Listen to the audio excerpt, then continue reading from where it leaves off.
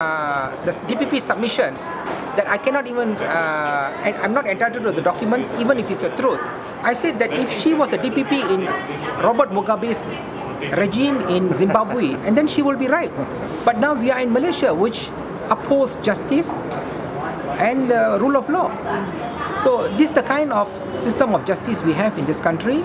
This is the kind of implementation of the law, exercise of the law, abuse of the Attorney General's powers in Malaysia, and mine being the prime and latest example. Thank you very much. I have a last question, but just now I noticed that you raised your voice on a few occasions. Yeah. What could have irritated you? See, for me, my impression about this whole trial is there are instructions to convict me and to send me to jail, to silence me. That's my impression. And I do not want to give a walkover.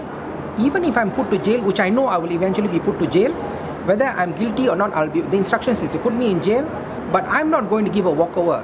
I will fight tooth and nail in this case. I will expose every truth which is within my hands. I will make sure I can go to jail at the end of the day. I've been in jail for about 1.5 years before.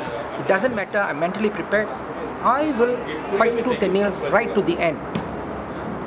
So if the judge comes in the way, if the judge makes it so obvious, I have to tell her she's making it very obvious.